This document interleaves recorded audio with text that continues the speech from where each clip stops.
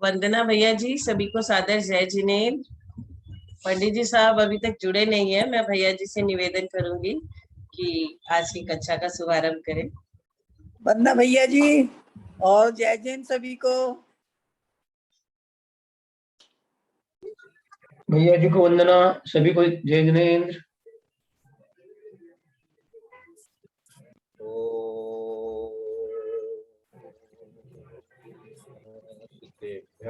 ओम नमः सिद्धेभ्यः, ओम नमः सिद्धेभ्यः। ओकारं बिंदु संयुक्तं नित्यं ध्यायन्ति योगिनः। कामदं मोक्षदं चैव ओंकाराय नमो नमः। अविरल शब्द घनोग प्रक्षालित सकल भूतल कलंका मुनिविरूपा सिद्धीर्था सरस्वती हरतु नो दुरितान्। अज्ञानतिमिरान्धानां ज्ञानाञ्जन शलाकया चक्षुरुन्मीलितमेन तस्मै श्री गुरुवे नमः। श्री परम गुरुवे नमः। परम्पराचार्य श्री गुरुभ्यो नमः।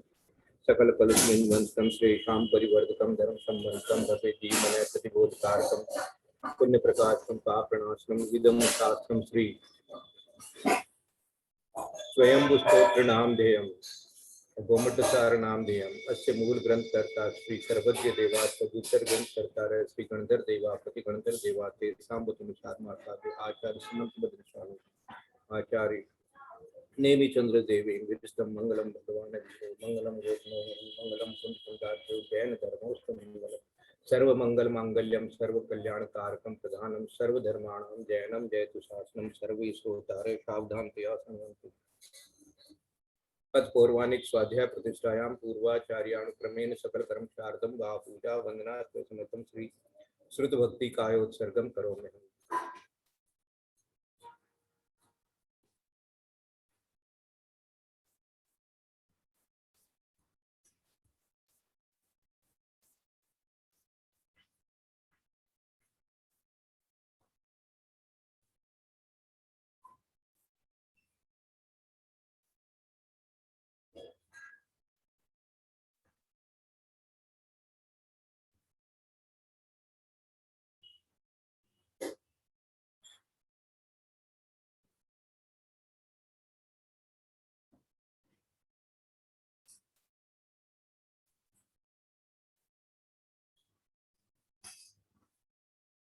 कोटिशतं द्वादशैव कोटौ लक्षाणि शीतिस्त्रैधिकानि च पञ्चाशदष्टौ च सहस्रसंख्यामेतच्युतं पंचपदं नमामि। अरहंत भासी अथम गणहर देवेहिं दंत्यं शमं प्रणमामि भक्तिजुक्तो सुगणानमोहो वयं शिरसा इच्छां बन्ते शुद्ध भक्ति काउ सुखो तत्सालोच्यम अंगोभंग परिणय पौडे परियमी शुद्ध परिमाणी ओग होते चूलिया चेव सुतस्तै तुई धम्म कहाय श्याण कालम अत्यमी पूज्यमी बंदामी नमस्कामी दुखतो समस्तो बहुलाओ सुगई गमनम समामरणम जनगुण संपत्ति हो। अथ पौर्वाणिक स्वाध्याय प्रतिष्ठायां पूर्वाचार्यानुक्रमेण सकल कर्म शास्त्रम वहा पूजा वंदना स्मृतम श्री आचार्य भक्ति कायोत्सर्गम करोमि।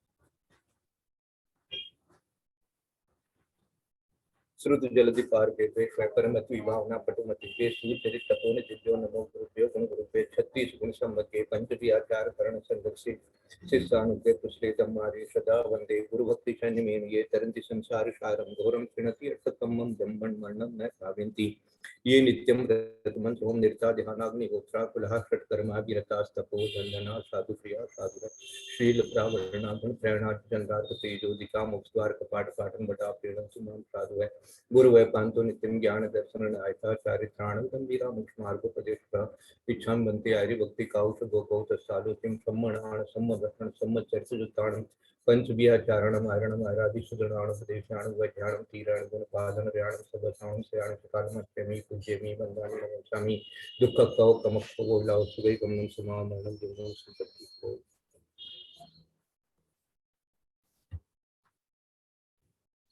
गुणमी शीर्षाणेमिं गुणैरयण विभूषणं महावीरं समुत्तरेण निलयं पैडिसमुत्कितनं वोक्षम्। बोले देवादिदेव नेमिनाथ भगवान की जय। बोले देवादिदेव महावीर भगवान की जय। बोले आचार्य कुंद कुंद स्वामी महाराज की जय। बोले आचार्य नेमी चंद्र सिद्धांत चक्रवर्ती गुरुदेव की जय। बोले आचार्य गुरुवर विद्यासागर महाराज की जय। बोले आचार्य गुरु वर्धमान सागर महाराज की जय। सरस्वती नमस्तुभ्यं वरदे कामरूपिणी विद्यारंभं करिष्यामि सिद्धिर्भवतु मे सदा। बोले द्वादशां दिनवाणी माता की जय। पंडित जी आ गए क्या? आज पंडित जी ज्वाइन नहीं नहीं। किए? आज पंडित जी नहीं आए। आज नेमिनाथ भगवान का मोक्ष कल्याणक है, आषाढ़ शुक्ला सप्तमी।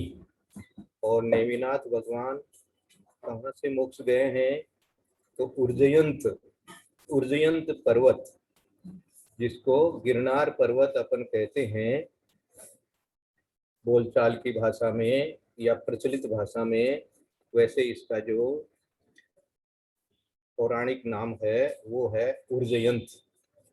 और इस उर्जयंत पर्वत के बारे में आचार्य समंत भद्र स्वामी ने एक श्लोक लिखा है। 7वां श्लोक है उनकी स्तुति का। नेमिनाथ भगवान की जो स्तुति कर रहे हैं स्वयंभू स्तोत्र के माध्यम से, उसमें जो मोक्ष का स्थान है उर्जयंत पर्वत, उसके बारे में एक श्लोक बनाया है। ककुदम भुव खचर योषि दूषित शिखरैर्लंघकृतः मेघ पटल परिवीत तटस्तव लक्षणानि लिखितानि वज्रिणा। इसका हिंदी पद्यानुवाद है। सौराष्ट्रन में वृषभ कंद सम उन्नत पर्वत अमर रहे, खेचर महिलाओं से सेवित जिसके शोभित शिखर रहे, बादल दल से जिसके तट भी सदा गिरे ही रहते हैं, जहाँ इंद्र ने तव गुण लक्षण लिखी जिन्हें बुध कहते हैं। ये उस उर्जयंत पर्वत के बारे में यहाँ बताया गया है कि सौराष्ट्र में है ये। और ककुदम भुवः, ककुद होता है जो बड़ा बैल होता है, वृषभ बैल थोड़ा है ना, जिसको अपने नांदिया टाइप का जो होता है, जो कि आदिनाथ भगवान का चिन्ह है, वृषभनाथ भगवान का। उसका जो यहाँ कंधा जो होता है वो ऊंचा उठा हुआ होता है, ये विशेष उठा हुआ होता है। वैसे तो सभी बैलों का थोड़ा थोड़ा होता है, लेकिन उन बैलों का जो वृषभ होते हैं उनका और भी अच्छे से उठा हुआ रहता है। तो आप ये जो वैजयंत पर्वत है ये कैसा है? ये भूमि के ऊपर में ककुदम भुव है। जैसे भूमि को यदि बैल की उपमा दी जाए और उसके ऊपर में यदि इस प्रकार का उठा हुआ भाग हो, तो इसी तरह से यह उर्जयंत पर्वत है, ऐसी उपमा यहाँ दी गई है। तो ककुदम भुव खचर योषि दूषित शिखरेर लंकृत है, मानी खेचर योषित, मानी जो खेचर मानी जो विद्याधर जो होते हैं उनकी जो महिलाएं जो आकाश में उड़ सकते हैं, या देव समझ लो, तो देवों की जो देवियां हैं या विद्याधर की जो देवियां हैं, वो जो हैं वो क्या कर रही हैं?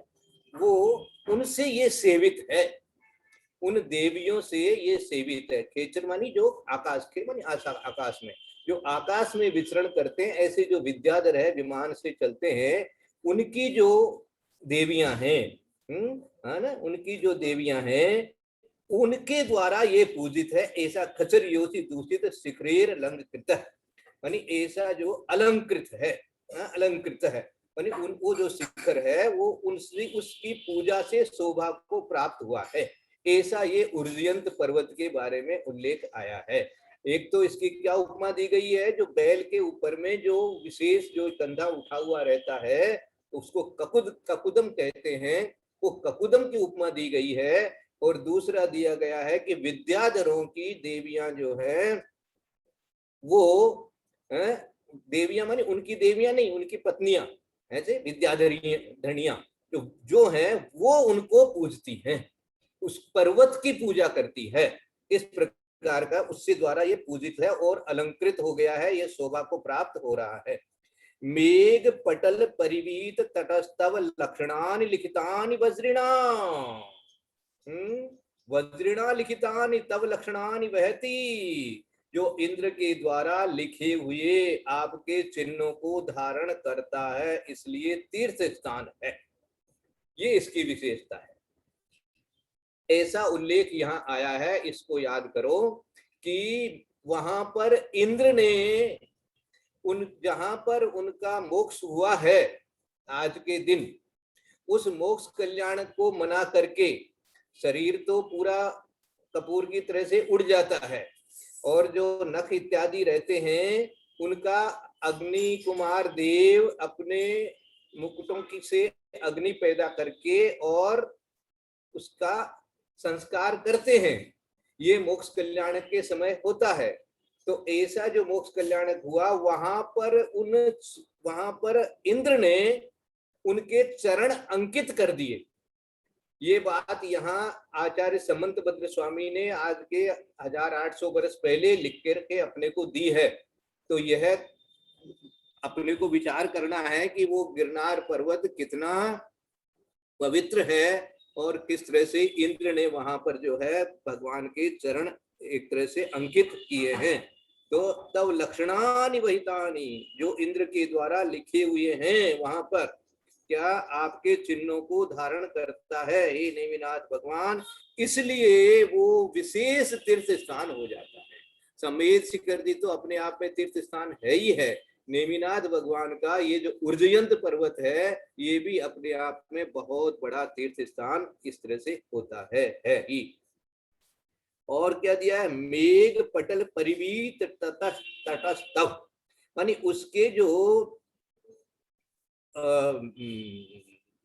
तो घिरा हुआ है, किससे घिरा हुआ है, मेघ के द्वारा, माने बादलों से घिरा हुआ है। तो जैसे पर्वत जो इतना ऊंचा होता है तो बादल तो नीचे हो जाते हैं, तो बादलों से वो एक तरह से घिरा हुआ है, ऐसा है ना, जिसके तट मेघों के समूह से घिरे रहते हैं। मेघ पटल परिवीत तटस्तव तव तव लक्षणानि, आपके लक्षणानि लिखितानि वज्रिणा, वज्र से, वज्र के द्वारा इंद्र ने जो लिखा है वो आपके चिन्ह वहां पर कर दिए हैं। क्या कर दिए हैं, चिन्हित कर दिए हैं।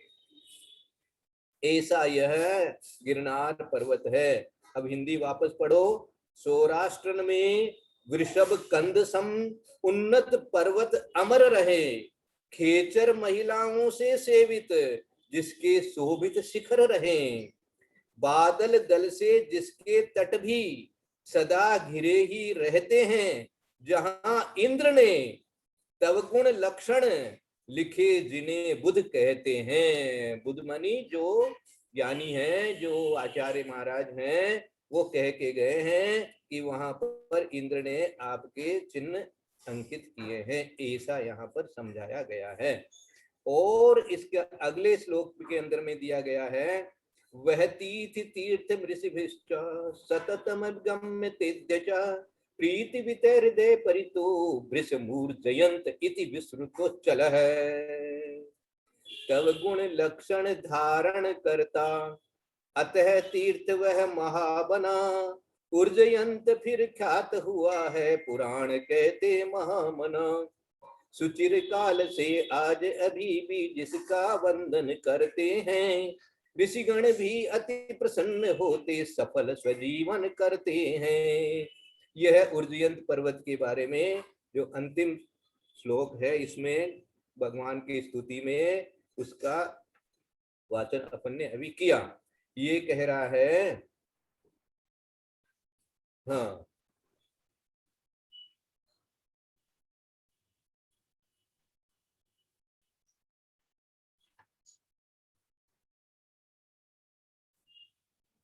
हाँ, ये 8वां श्लोक है, अंतिम श्लोक नहीं है, 8वां श्लोक है।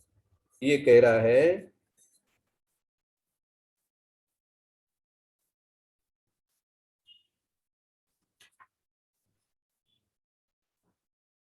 हाँ, इंद्र ने उस पर भगवान अरिष्टनेमि के चिन्हों को अथवा यश प्रशस्तियों को वज्र से उत्कीर्ण किया था, इसलिए यह लोक में तीर्थ समझा जाता है।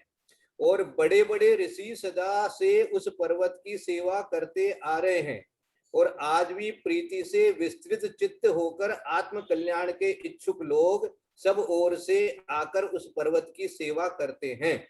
उसी पर्वत पर जब भगवान अरिष्टनेमि का समवसरण आया, तब द्वारिकापति श्री कृष्ण और बलराम अपने अन्य अनेक भाइयों के साथ वहां पहुंचे। अपने चचेरे भाई भगवान नेमिनाथ के समवसरण संबंधी वैभव को देखकर दोनों का चित्त प्रसन्नता से भर गया और अपने कुल को धन्य मानते हुए भगवान के चरण कमलों में बार बार प्रणाम करने लगे। प्रीति वित हृदय परितो, प्रीति वित हृदय परितो, प्रीति से भूभृश मूर्जयंत इति विस्मृतो चलः। अतिशय प्रसिद्ध, विस्तृत मानी अतिशय प्रसिद्ध ये ऊर्जयंत पर्वत है। वृषम ऊर्जयंत, वृषम ऊर्जयंत, वृषम कहेंगे अत्यधिक, विशेष, विशेष जो है वो अतिशय से प्रसिद्ध है। और अभिगम्यते, किसके द्वारा अभिगम्यते है? यह से जो है ऋषियों के द्वारा। बहती ऋषि तीर्थम वृषभिश्च, वृषभिश्च मानी ऋषियों के द्वारा जो पूजित है, वंदित है। मानी ऋषिगण भी गिरनार पर्वत की वंदना करते हैं। कैसे करते हैं? जाकर के करते हैं या भावों से हमेशा करते हैं। हम लोग निर्वाण कांड भी बोलेंगे तो गिरनार का नाम अवश्य आएगा। तीर्थ स्थान व निर्वाण कांड भाषा बोलेंगे और भी कुछ बोलेंगे तो निर्वाण क्षेत्रों में गिरनार का नाम आएगा ही आएगा। तो ऐसे सारे ऋषिगण भी जो है वो आपकी पूजा करते हैं, उस तीर्थ स्थान की भी पूजा करते हैं। वो तीर्थ स्थान है ये ऊर्जयंत पर्वत, ऐसा बताया गया है। सततम अद्य हमेशा करते हैं, सततम अभिगम्यते मानी कैसे होते हैं? सेवित है, अभिगम्यते मानी उसके द्वारा सेवित है। प्रीति वितय हृदय परितो भ्रीस भूर्जयंत इति विस्तृतो चले मानी प्रीति से आकर के किसने जाकर के उनकी सेवा की थी? वहां पर कौन प्रसन्न हुए थे? जब भगवान को केवल ज्ञान हो गया और समोसरण लगा हुआ है तो कौन गए? कृष्ण जी और बलराम। और तो सब गए ही हैं, सारी दुनिया तो गई है, लेकिन वो भी गए और देख करके वो ये हमारा भाई है, उसको भाई जान करके और ऐसा मन में क्या सोच करके कि देखो हो आज हमारा भाई केवल ज्ञानी हो गया, भगवान हो गया, तीर्थंकर है। तो खूब प्रसन्नता के साथ में उनकी खूब पूजा की है, ऐसा यहाँ पर उल्लेख आया है ना। जैसे कहा जाता है कि भैया लोग तो कृष्ण जी को पूजते हैं और कृष्ण जी ने जिनको पूजा तो वो तो और भी महान हो गए।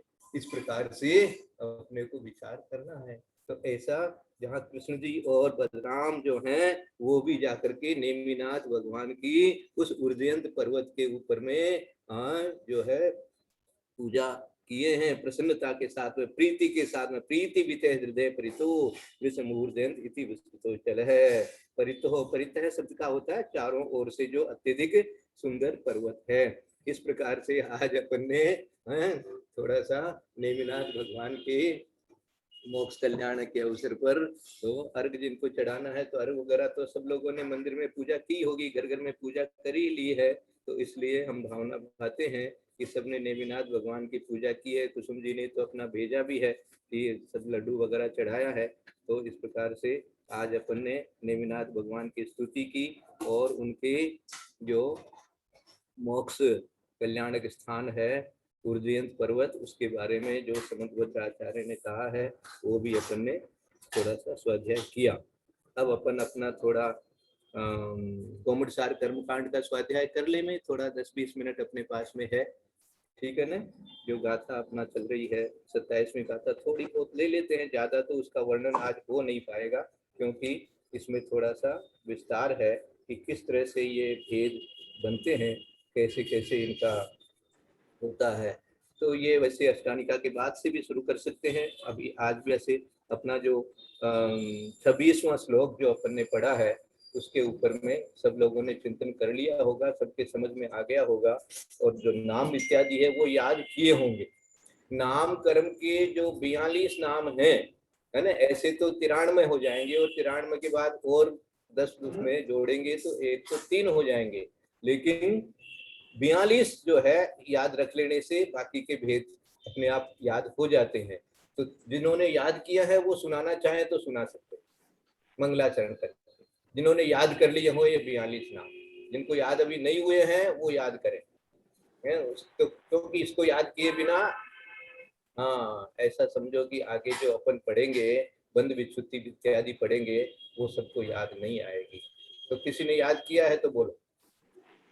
पार सूत्र का वही सूत्र ही बोल दूंगी मैं तो। हाँ बोलिए बोलिए, सूत्र याद है तो बहुत ही अच्छी बात है। प्रणम्य शिरसाणे मिं गुणरयण विभूषणं महावीरं सम्मत्तरयण निलयं पयडि समुत्थितनं वोच्छम्। बोलिए तत्वार्थ सूत्र ग्रंथराज की जय। गति जाति शरीरांगोपांग निर्माण बंधन संघात संसान सहनन स्पर्श रस गंध वर्णानुपूर्व लघुपघात पर गाता तपोद्योतोच्छ्वास व्यायो गति प्रत्येक शरीर त्रस सुबक सुस्वर सूक्ष्म पर्याप्ति स्थिरादेय यश कीर्ति सेतराणि तीर्थकरत्वं च। क्षेत्राणि माने उसमें उनके उल्टे भी साथ में ले लेना, उन सबके विपरीत भी। बहुत अच्छा बहुत अच्छा। आपको तो याद भी हो गया, सूत्र यदि याद हो गया तो समझ लीजिए नाम याद हो ही जाएंगे, याद करके लेना चाहिए। नहीं भी हो तो याद करो, बार बार लिखो, लिखने से याद हो जाता है। याद है तो बहुत अच्छी बात है। और किसी ने याद किया है तो बता दो। मैं बोलूं याद ही है भाई साहब, याद है मुझे याद है। गुणरयण विभूषणं महावीरं सम्मतरयण निलयं पैडी समुकीर्तनं वोच्छम्। आप तो मंगलाचरण भी देख देख के पढ़ रहे हैं नहीं, मुझे याद है। याद भी है, चलिए बहुत दिन से पढ़े नहीं ना, तो इसलिए खोल के जरूर रखा था मैंने। चलिए कोई बात नहीं, बहुत अच्छा बहुत अच्छा। चलिए बता, सुनाइए नाम।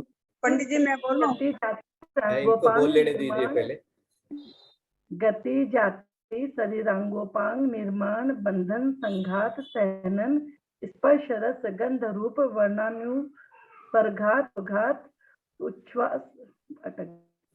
गति जाति शरीरांगोपांग निर्माण बंधन संघात संस्थान सहनन स्पर्श रस गंध वर्णानुपूर्व घात लघुघात परघात तपोद्योतोच्छ्वास विहायोगते प्रत्येक शरीर त्रस सुभग सुस्वर सूक्ष्म पर्याप्ति स्थिरादेय यशकृति क्षेत्राणि तीर्थकृत्वं च।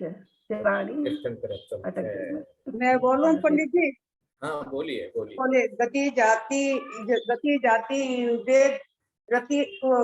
जाति शरीर अंगोपांग संघात सूक्ष्म बादर प्रत्येक साधारण यश कीर्ति अपकीर्ति तीर्थंकर नामकरण और सुभग दुर्भग स्थावत त्रस व्याप्ति अप्राप्ति प्रत्येक शरीर साधारण शरीर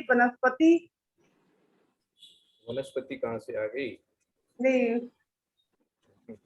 प्रत्येक शरीर साधारण शरीर इसे ऐसे सुभग आदे शुभ अशुभ और आदे यश कीर्ति निर्माण तीर्थंकर नामकरण गति नरगति त्रियंज गति मनुष्य गति। उसकी जरूरत नहीं है, खाली 42 नाम बोलना है। 3 इंद्रिय 4 इंद्रिय 5 इंद्रिय। ठीक है ठीक है, चलिए थोड़ा थोड़ा अटक रहे थे और याद करने की कोशिश कर लीजिए, इनको याद हो जाए तो बहुत अच्छी बात है। ठीक है, और किसी को बोलना है? मैं बोलूं? हाँ बोलिए दीदी। वंदना वैसा। कर्णीय सिर साड़े में गुणरण विभूषणं महावीरं सम्मतरण निलयं पैडिसमुत्कीर्तनं गोच्छम्। तत्वार सूत्र का 8वीं अध्याय का ये हमारा शायद 11वां नंबर का सूत्र है। पहले मैं सूत्र बोल रही हूँ। गति जाति शरीर अंगोपांग निर्माण बंधन संघात संस्थान सैनन स्पर्श रस गंध वर्ण वर्णानुपूर्व गुरु लघु पघात परघात तपोछास विहायुगते प्रत्येक शरीर त्रस सुभग सुस्वर शुभ सूक्ष्म पर्याप्ति स्थिरादेश कीर्ति सेत्राणी तीर्थ कर्म च। माने तीर्थंकर प्रकृति के पहले सेत्राणी बोल दिया तो वो जितने नाम उल्टा हो गया, जो पीछे वाले सूत्र सब उल्टे हो जाएंगे ना। गति जाति शरीर बंधन संघात संस्थान सैनन स्पर्श रस गंध वर्ण अनुपूरी अगुर लघु उनके तो भेद उपघात परघात मतलब सब बाकी जो ये थीर शुभ है और ये जो नाम आए हैं आदे वगैरह इनके उल्टे भी उल्टे हो जाएंगे। आदे का अनादे हो जाएगा, शुभ का अशुभ हो जाएगा, शुभ का अशुभ दुर्भग हो जाएगा। इस प्रकार से नाम याद रखने उपघात का प्रघात हो जाएगा, यश कीर्ति का यश कीर्ति हो जाएगा, पर्याप्ति का पर्याप्ति हो जाएगा, स्थिर का स्थिर हो जाएगा, ऐसे सूक्ष्म का स्थूल हो जाएगा, शुभ का अशुभ हो जाएगा। उद्योग को अलग अलग किया। ठीक है, ये इस तरह से 42 नाम है। इनको जितना याद कर सके उतना अच्छी तरह से याद करके। ऐसा उपघात की प्रकृति परघात नहीं है। हाँ ये थोड़ा परघात बनती है दोनों, ये विपरीत नहीं है, अलग अलग है। हाँ गलती हो गई। हाँ ये अलग अलग है। पढ़ते पढ़ते बूढ़े हो गए, आज तक ये नहीं जानते हैं कि उपघात परघात विपरीत प्रकृति नहीं है। कोई बात, ये डांटिए मत थोड़ा पुण्य प्रकृति पाप प्रकृति में आती है। नॉलेज नहीं है इतना सा भी, वो बात कहना चाह रहे हैं। नहीं वो भूल से उल्टा निकल जाता है, वो ध्यान ही नहीं देते, सूत्र बोलते हैं। उपघात परघात को क्षेत्राणी में नहीं लेना। नहीं होगा क्षेत्राणी, अलग अलग ही है। पुण्य प्रकृति पाप प्रकृति में दोनों। चलिए कोई बात नहीं। देखिए हम लोग गलती भी बोल देंगे ना तो वो पाप हमको ही लगेगा, लेकिन वो जो है वो तो वही रहेगा, उसमें कोई बदली होने वाला नहीं है। जो है जो सिद्धांत है और जो नाम है वो तो वही रहेगा। अब हमारे बोलने में यदि भूल हो गई तो उसको अपनी सुधार लेंगे, और जो है वो तो रहेगा ही, उसमें कोई बदली नहीं होने वाली है। वो बहुत अच्छा है। तो आज थोड़ा सा मैं जो आगे का श्लोक है अपना, ये गाथा है, इसकी खाली आज रीडिंग करेंगे अपन है। उसके बाद में फिर इसके खुलासा वगैरह जो है वो आज का समय अपने पास ज्यादा नहीं है तो बाद में करेंगे। पढ़िए आप 27वीं गाथा पढ़िए। तेजो कम में तेजा ओ सॉरी तेजा कम में हिमती तेजा कम्मेण कम्मणा कम्मं कय संजोगे चदु चदु चदु दुग एकम च पयडियो। बहुत अच्छा। अब देखो खाली इसकी रीडिंग अपन कर रहे हैं। ये क्या कह रहे हैं, अब इन 5 शरीर बंधन नाम कर्म के भंग कहते हैं। शरीर 5 कौन कौन से हैं अपने नाम याद कर लिए थे। औदारिक शरीर, वैक्रियक शरीर है ना, आहारक शरीर, तेजस शरीर और कार्मण शरीर। ये 5 शरीर के नाम है ना। ये सब नाम कर्म की प्रकृतियां हैं है ना। ये हमारा जो शरीर दिख रहा है ये भी नाम कर्म है। अंदर में जो तेजस शरीर है वो भी नाम कर्म है, कार्मण शरीर है वो भी नाम कर्म है, वैक्रिय शरीर कहीं होगा तो वो भी नाम कर्म के कारण ही है, और आहारक शरीर भी हो जाता है मुनि महाराज के तो वो भी नाम कर्म के कारण से ही होता है। ये 5 जो है ये शरीर के नाम हैं। अब इनके अंदर में क्या दिया कि औदारिक, वैक्रिक और आहारक, इन तीनों का तेजस तथा कार्मण के साथ संयोग बंद होने पर 4 भंग होते हैं। मानी एक को 3 के साथ मिलाएंगे तो 4 हो जाएंगे, 5 नहीं होंगे, 4 मानी ऐसे करके अपने औदारिक का, वैक्रिक का और आहारक का, इन तीनों का तेजस और कार्माण के साथ संयोग बंद होने पर 4 भंग होते हैं। तेजस का तेजस वह कार्मण के साथ संयोग बंद होने पर 2 भंग हो गए, और कार्मण का कार्मण के साथ संयोग बंद होने पर 1 भंग होता है। अब इसकी विशेषता पढ़ लेते हैं, उसके बाद में फिर इसको खुलासा अपन बाद में अगली क्लास में कभी करेंगे।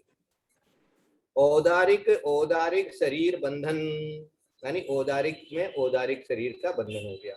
औदारिक तेजस शरीर बंधन, औदारिक के साथ में तेजस शरीर का बंधन हो रहा है ना।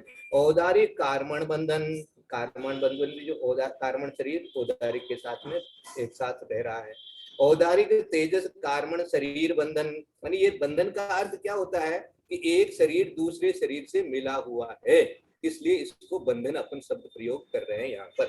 औदारिक तेजस कार्मण शरीर बंधन, जैसे जो अपनी जो स्थिति है अभी वो ये स्थिति है, क्या है, औदारिक तेजस और कार्मण तीनों शरीर का अपने बंधन चल रहा है।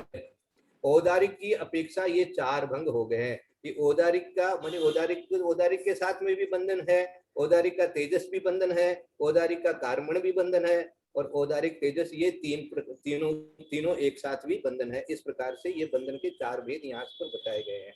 आगे पढ़ लेते हैं, फिर अपने साथ और एक बार खुलासा करेंगे। वैक्रियक शरीर बंधन है ना, वैक्रियक शरीर के परमाणु आपस में जो बंधे हुए हैं तो वैक्रियक शरीर बंधन। वैक्रियक तेजस शरीर बंधन, तेजस शरीर के साथ में वैक्रियक शरीर, मान वैक्रियक शरीर भी जहाँ है वहाँ तेजस शरीर भी है। वैक्रियक कार्मण शरीर बंधन, वैक्रियक शरीर के साथ में कार्मण शरीर भी है साथ में। वैक्रियक तेजस कार्मण शरीर बंधन, जहाँ वैक्रियक शरीर भी है वहाँ कार्मण भी है और तेजस शरीर भी है। और ये वैक्रियक की अपेक्षा से ये चार भंग हो गए, यानी वैक्रियक शरीर जिनके हो गया उनके भी ये चार प्रकार के भंग हो गया। औदारिक शरीर की अपेक्षा से चार भंग बन गए, जहाँ औदारिक शरीर है वहां पर ये चार भंग हो गए, जहाँ वैक्रियक शरीर है वहां ये चार प्रकार से बंधन हो गए। ये बंधन के भेद हैं शरीर बंधन के।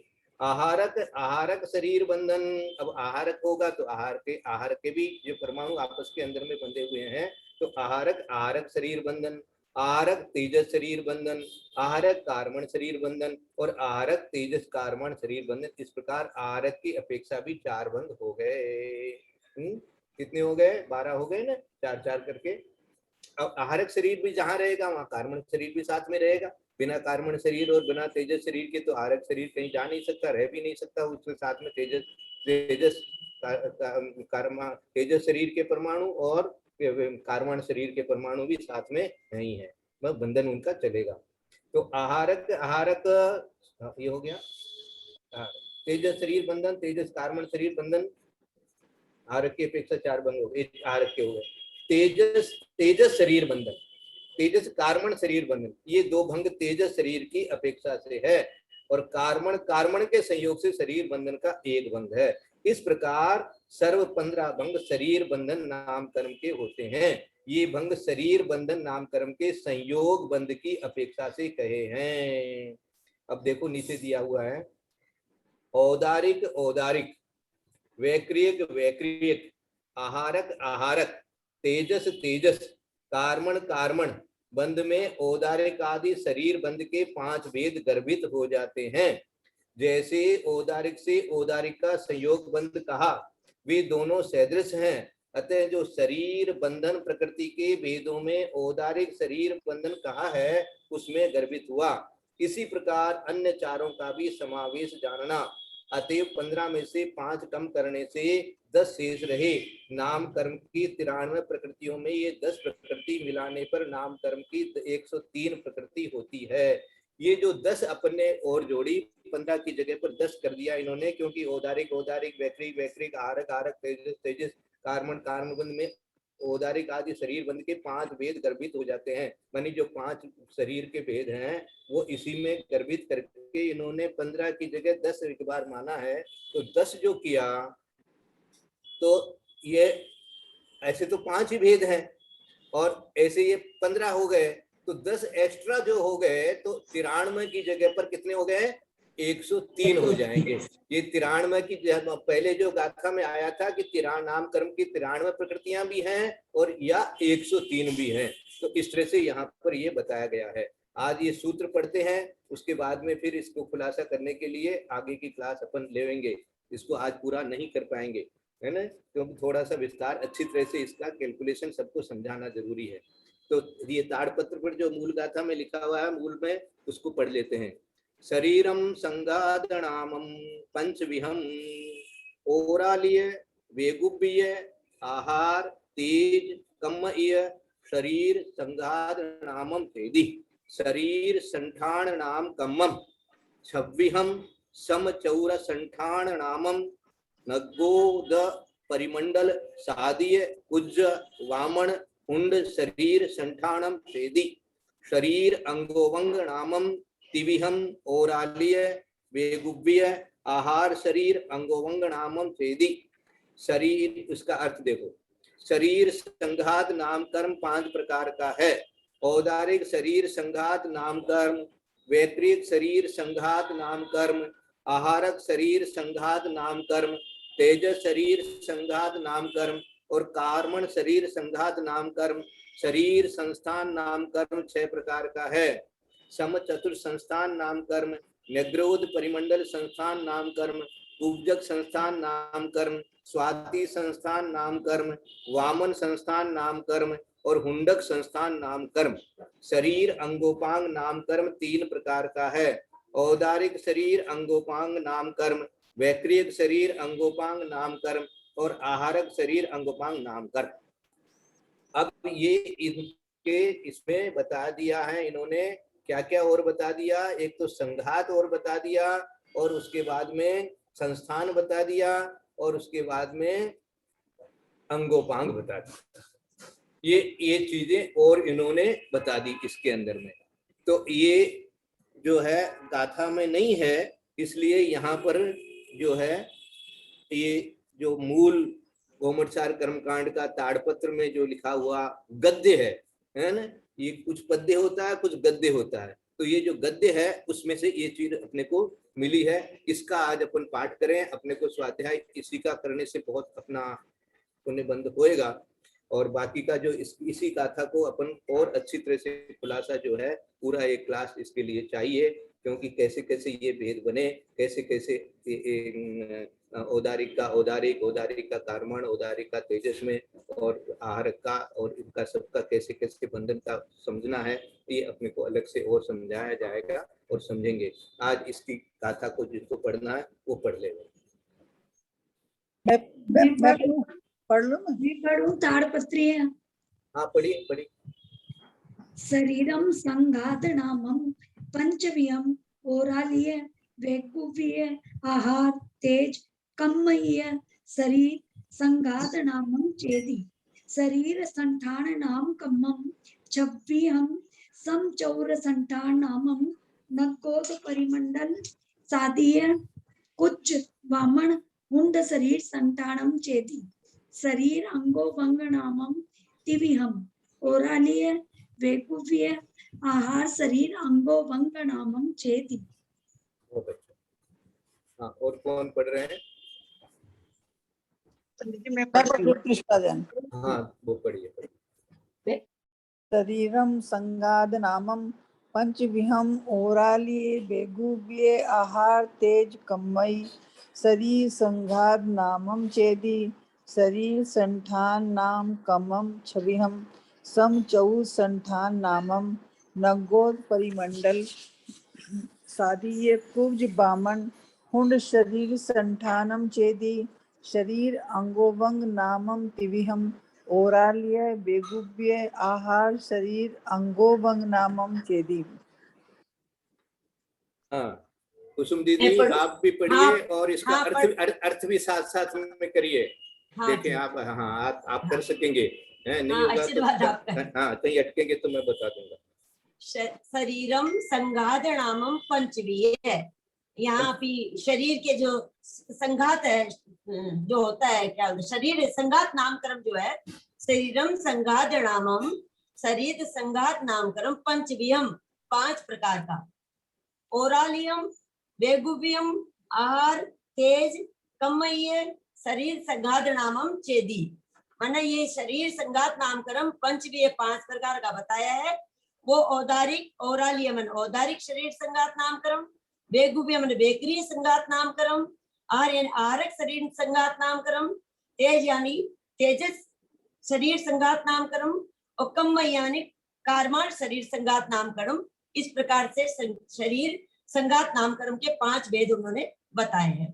फिर शरीर संठान नामकरण, फिर यहाँ पे शरीर का जो क्या बोलते हैं संघात जो होता है, नहीं संघात का बता दिया, संस्थान संतान यानी संस्थान, शरीर संठान नामकरण छबियम 6 प्रकार का, शरीर संठान नामकमम नामकरण छबियम 6 प्रकार का, समचौर संठान नामकम समचतुरस संस्थान नामकरण, नगोद परिमंडल सादीय पूज्य न्यूग्रोध परिमंडल संस्थान नामकरण। फिर बता रहे हैं सादीय कुज, सादीय यानी स्वाति संस्थान नामकरण, फिर कुज यानी कुब्जक संस्थान नामकरण, वामन यानी वामन संस्थान नामकरण, हुंड शरीर संठानम चेदी हुंडक शरीर संस्थान नामकरण। इस तरह से शरीर संस्थान के नामकरण के 6 भेद बताए। फिर बता रहे हैं यहाँ अंगोपांगे, शरीर अंगोवंग नामम तिवी है, यानी शरीर अंगोपांग नामकरण, तिवी मैंने 3 प्रकार का, औराली मैंने औदारिक शरीर अंगोपांग नामकरण, बेकरिक शरीर अंगोपांग नामकरण, आर शरीर अंगोवंग नामम चेदित आरक शरीर अंगोपांग नामकरण। इस तरह से इन्होंने ये अंगोपांग के 3 भेद बताए, संस्थान के और संघात के 5 और संघात के 5 संस्थान के 6 और अंगोपांग के 3। अंगोपांग 3 प्रकार का, जो 3 शरीर है उन्हीं के अंगोपांग होंगे। हमारा औदारिक शरीर है उसका अंगोपांग होगा, कभी वैक्रिक शरीर होगा तो उस समय अंगोपांग वैक्रिक शरीर रूप से होंगे, और आहारक शरीर बनेगा, मुनि महाराज बनेंगे, आहारक शरीर कभी आएगा तो उससे भी अंगोपांग होंगे। ये 3 शरीरों के अंगोपांग हो सकते हैं, इसलिए अंगोपांग के लिए 3 बताया। और संस्थान हमारा 6 प्रकार से हो सकता है। क्या क्या नाम है वापस पढ़ दीजिए, सबको याद हो जाए। संस्थान बताए, समचतुर संस्थान पहला नंबर, फिर जो संस्थान होता है, जैसे सबका जो अच्छे तरह से सारे अंगोपांग सबके अच्छे होते हैं, नाक की जगह नाक, कान की जगह कान, और शरीर भी पूरा जो है ना, सिर है, जो धड़ है, वो सब अपने एक तरह से समचतुर, जैसे भगवान का होता है वैसा समचतुर संस्थान जब होता है तो वो संस्थान समचतुर संस्थान है। नगोद परिमंडल, हाँ, यानी न्यूग्रोथ परिमंडल संस्थान। हाँ, निग्रोध परिमंडल कहते हैं पीपल के वृक्ष के जैसे, ऊपर से तो मोटा रहता है और नीचे पतला हो जाता है, तो इस प्रकार का निग्रोध परिमंडल कहलाता है। सादी है माने स्वाति संस्थान नामकरण। हाँ, स्वाति वामन कुज माने कुब्जक संस्थान नामकरण। कुब्जक, हाँ कुब्जक, हाँ। फिर वामन संस्थान नामकरण, छोटा गुट्टिया जैसे हो जाते हैं तो बावनिया बोलते हैं। बावनिया बोलते हैं, वो बावनिया। हुंड शरीर संस्थान नामकरण, हुंडक संस्थान नामकरण जो नारकियों के होता है। हाँ, हुंडक माने अपने भी किसी के हो सकता है, माने कई बार जैसे, हाँ ऐसा देखो आपको बताया, जो अष्टवक्र करके एक आते हैं ना, उनका जगह जगह से कैसे कैसा कुबड़ भी निकली है, इधर आंख अंग भंग भी कैसे ऐसे वो अजीब तरह के हैं, तो वो कुब्जक एक तरह से हुंडक संस्थान भी हो सकता है, उसमें कोई बाधा नहीं है। और स्वाति जो बताया वो जैसे जैसे निग्रोध का उल्टा है, माने ऊपर से तो पतला नीचे मोटा, वो स्वाति कहलाता है। इस प्रकार ये 6 प्रकार के संस्थान शरीरों के हो सकते हैं। और पहले शरीर के संघात, माने जितने शरीर हैं उन्हीं का संघात, आपस में जो मिलकर के संघात होता है उसको संघात कहते हैं।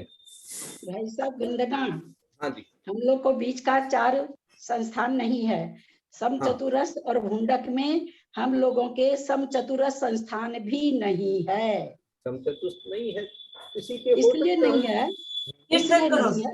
आचार्य श्री का वचन है भाई साहब, आप मेरा मत मान लीजिएगा। किसी की आंख बहुत मोटी है, किसी का नाक बहुत बड़ा है, किसी के कान बहुत बड़े हैं, किसी की गर्दन बहुत लंबी है, किसी का ललाट बहुत बड़ा है, किसी की गर्दन एकदम छोटी सी है, किसी का माथा बहुत बड़ा है। समचतुरस संस्थान ऐसा नहीं होता है, कोई को होता है ऐसा, पर जो समचतुरस संस्थान की व्याख्या है वो बहुत कोई बिरले आज तो बच गया। हुंडक का मतलब वो लुढ़क के चलना ही नहीं होता है। हुंडक का मतलब जिस प्रोपोर्शन में हमारी होनी चाहिए सारी चीज, कमर की, छाती की, हाथ की, बाहू की, भुजा की, पहुंचे की, अंगुलियों की लंबाई, सारी चीज जिस प्रोपोर्शन में हो उसमें होने से समचतुरस संस्थान कहलाता है। इसलिए बैनाडा जी भी बराबर कहते थे कि हम लोग को सबको हुंडक संस्थान ही है ज्यादा करके। कोई होते होंगे, वैसा नहीं है कि चौथे काल में तो सभी होते थे तभी जाते हैं, पर पंचम काल में समचतुर संस्थान आप नहीं घटा सकते। किसी के हाथ मोटे, किसी का होठ मोटा, किसी की आंख मोटी, किसी के कान एकदम छोटे छोटे, किसी के, देखिए ना आप एक एक आदमी को खड़े करके देखिए, सब में आपको मिल जाएगा, कुछ ना कुछ ऐसा मिलेगा जो उसके बॉडी के हिसाब से नहीं है। तो इसलिए समचतुर संस्थान तो वही कहलाता है जो ऊपर से नीचे तक बिल्कुल प्रोपोर्शन में रहता है। सब एकदम परफेक्ट हुए तब समचतुर संस्थान है। और तीर्थंकरों की होता है क्या खाली फिर? नहीं, अन्य के भी होता है, अन्य के भी होता है। तीर्थंकरों की तो होता ही है, तीर्थंकरों तो नियम से ही होता है, अन्य के भी होता है, अन्य के भी होता है। और यहाँ भी पंचम गुणस्थान में, पंचम काल में भी नहीं होता है, ऐसा कोई नियम नहीं है। पंचम काल में संस्थान किसी के होता ही नहीं है, ऐसा नियम नहीं है, ऐसा कोई नियम नहीं है। हाँ, इसीलिए तो कह रहे हैं कि ऐसा नहीं है कि नहीं होता, पर बहुत कम पाया जाता है। मतलब ज्यादातर देखने में तो यही चतुर्थ मिलेगा काल कि में बहुत कुछ लोग, पाया हाँ, जाता है तीर्थंकरों को। हाँ, बहुत अच्छा। भगवान की प्रतिमा जी जो बनाई जाती है ना भाई साहब, हाँ, जो भी प्रतिमा जी बनाई जाती है, हाँ, तो उसमें एक बार मैंने पूछा, मैंने सोने की प्रतिमा अपने सामने कोई बनवाई थी जयपुर में। हाँ, 2 तरह के सांचे होते हैं, हाँ, जिसमें एक तो एकदम जैसे ही अच्छी भरी हुई, जैसे बाहुबली भगवान की प्रतिमा एकदम, हाँ, तो एक पतला सांचा होता है जिसमें हाथ पैर पतले हो सकते हैं, लेकिन उनकी अवगाहना के हिसाब से ये सारी उनकी सांचा होता है। जैसे ललिता जी बोल रहे हैं ना, समचतुर संस्थान के हिसाब से बनाई जाती है, लेकिन हाथ पैर पतले हो सकते हैं बोला, और वो थोड़े गदरे होते हैं तो मूर्ति अच्छी लगती है। तो बोले सांचे 2 तरह के होते हैं, एक में थोड़ी मोटी निकलती है, एक में पतली निकलती है। ये सब पिंड प्रकृतियां हैं, ये जितनी भी शरीर की, जितने भी संघात है, शरीर है, हाँ, पिंड प्रकृति। अंगोपांग है, बंधन है ना, और गति और जाति को भी इन्होंने पिंड प्रकृतियों में ही लिया है। तो जो 14 को तो पिंड प्रकृतियां बताई है, और 28 को पिंड प्रकृतियां, जैसे ये यश कीर्ति, अयश कीर्ति, शुभ अशुभ, आदे अनादे, ये सब जितनी भी प्रकृतियां हैं, है ना, त्रस स्थावर, ये सब जितनी भी प्रकृतियां हैं, इनको सबको अपने को अपिंड रूप से जानना, ये अपने विशेष इनका जो है वो विस्तार अपन बाद में कभी पढ़ेंगे। आज के लिए समय अपना हो गया है। यदर्थ मात्रा पदिवाक्यहीनम मया प्रमादादपि किंचनोक्तम तन्मित्वा विदधातु देवी सरस्वती केवल बोधलब्धि बोधि समाधि परिणाम शुद्धि स्वात्मोपलब्धि शिव शोक सिद्धि चिंतामणि चिंतित वस्तुदाने स्वां वंदमान च ममास्तु देवी। या वाणी के ज्ञान से सूझे लोकालोक, सो वाणी मस्तक रखूं सदा देत हूँ धोख। ही जिनवाणी भारती सोई जपू दिद्रह, लोक तेरा शरणागरे सो पावे तुच्छ। ये गजो अनंत को गुरु से हो निर्भ्रम, दया धर्म कालू सदा यही मोक्ष का पंथ बोले द्वादशांग जिनवाणी माता की।